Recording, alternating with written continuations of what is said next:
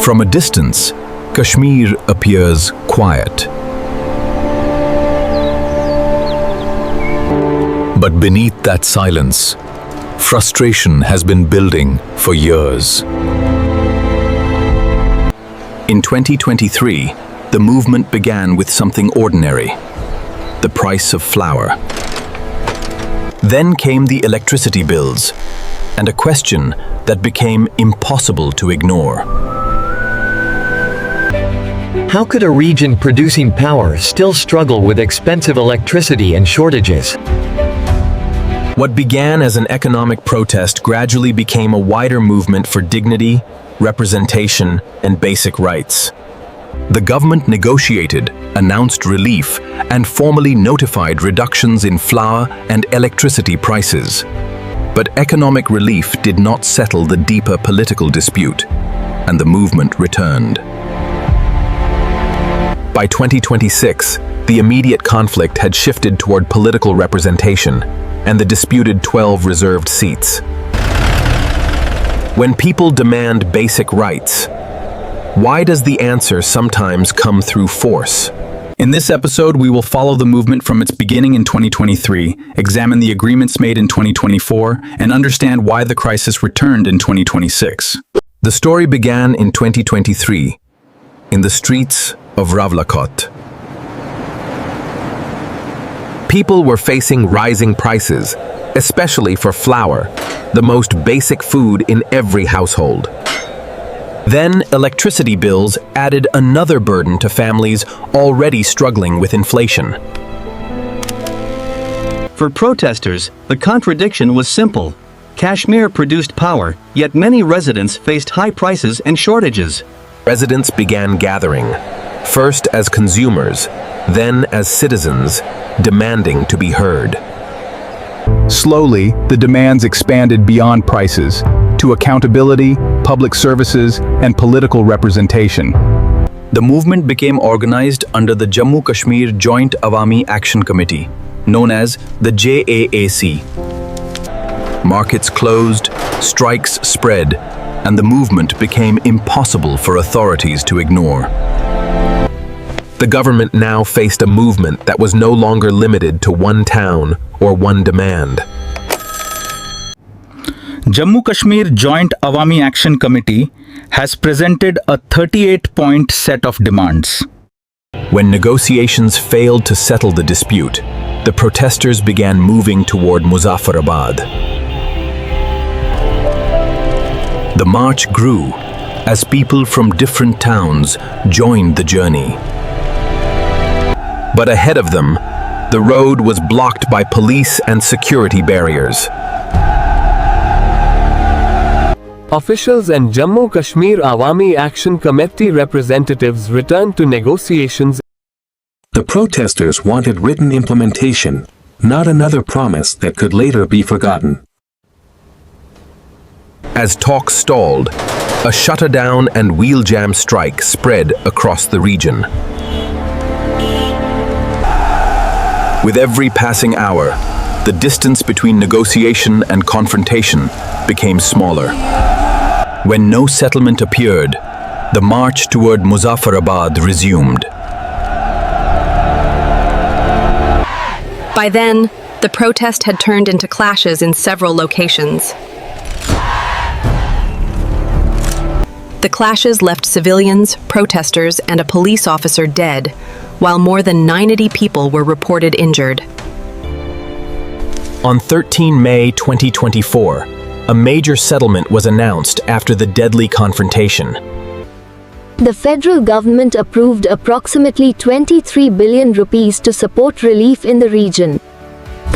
The price of a 40-kilogram flour bag was reduced from 3,100 rupees to 2,000. Electricity tariffs were also reduced, with domestic rates set at 3, 5, and 6 rupees per unit. But lower prices did not resolve every grievance behind the movement. The wider demands, accountability, public services, privileges, governance, and representation remained contested. The agreement had reduced economic pressure, But the political question was still waiting. Inside this assembly, decisions are made about the daily lives of the people of Kashmir. But the movement raised a difficult question. Who should represent the people living in this region? At the center of the dispute were 12 seats reserved for refugees from Indian-administered Kashmir living elsewhere in Pakistan. The Jammu-Kashmir Joint Awami Action Committee argued that these seats weaken the political voice of residents who actually live here. Supporters of the existing system argued that the seats were constitutionally protected and connected to the wider Kashmir dispute. For protesters, the issue was simple. Decisions about local life should be shaped by local voters. The dispute moved from protest grounds into courts, government offices, and the political system. Earlier economic demands had not disappeared. They now stood beside the question of political representation. For many residents, economic relief and political voice had become part of the same struggle. By 2026, an unresolved political dispute had brought the movement back to the streets.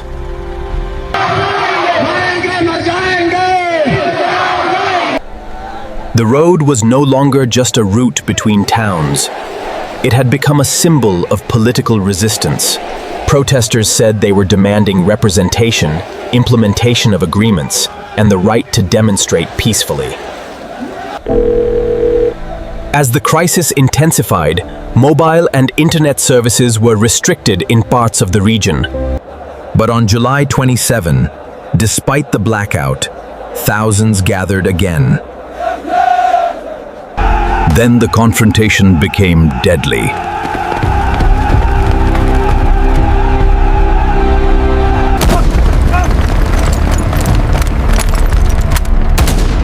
The government responded with military force. Security forces were deployed. What happened next was a massacre.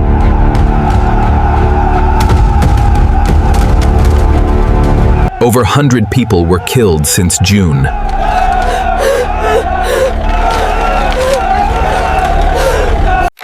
Simply because they are demanding their basic rights, they are being labeled as terrorists. Bodies were reportedly removed from hospitals, according to eyewitness testimonies. International media was reporting, the world is still learning about Pakistan-occupied Kashmir. But suddenly, Pakistani authorities have restricted international media access, preventing journalists from independently covering the situation in Azad Kashmir. But local social media activists, including Akil Bhai, Hamza Nasir, Amar Farooq, and many others, continue to report from the ground, providing first-hand updates despite the restrictions on international media. Behind every disputed number was a real person, a family, and a story that could not be reduced to statistics. For grieving families, justice is not a political slogan. It is the right to know what happened. After every crisis, the most difficult question is not what happened, but what comes next. The question now is whether the government will take responsibility and act, or whether the killing of innocent people will continue. Standing at the threshold of power and before those who govern, I ask just one question. For God's sake, when will this endless loss of precious human lives stop? When will the fundamental and legitimate rights of the Kashmiri people, rights that are inherently theirs, finally be recognized? History teaches us that the state is meant to act like a mother. You positioned yourselves as the elder brother, as the ultimate guardian. Yet, what we have witnessed over the last 2 months is one of the darkest chapters in recent memory. Unarmed citizens targeted with direct gunfire, while the halls of power remain deafeningly silent, as if no one hears their cries. Is this jugular vein valued only when it serves specific interests? Were all those promises of protection merely a shield to guard personal power and status? What crime has Kashmir committed to deserve its people being met with live ammunition? Since when did demanding basic human rights become a crime? These are the very same demands and agreements that you yourselves approved and accepted back in 2024. Yet today, when people raise their voices for those exact promises to be kept, they are branded as terrorists. Why? Mothers are searching through wreckage for the bodies of their children. Fathers are carrying the coffins of their young sons. Why must they endure this agony? Why does the elite enjoy every conceivable privilege while the common man is denied even the most basic necessities of life? Hear this clearly. No matter how many labels you attach, no matter if you brand them as terrorists or foreign agents, Kashmir will keep asking these questions, and future generations will echo them endlessly. By ignoring the truth, you are only fueling the flames of hatred. Mark my words. The youth growing up under the shadow of this injustice today will not carry the same unconditional allegiance as those before them. We answered your call at every turn in the past, but the child of today is awake.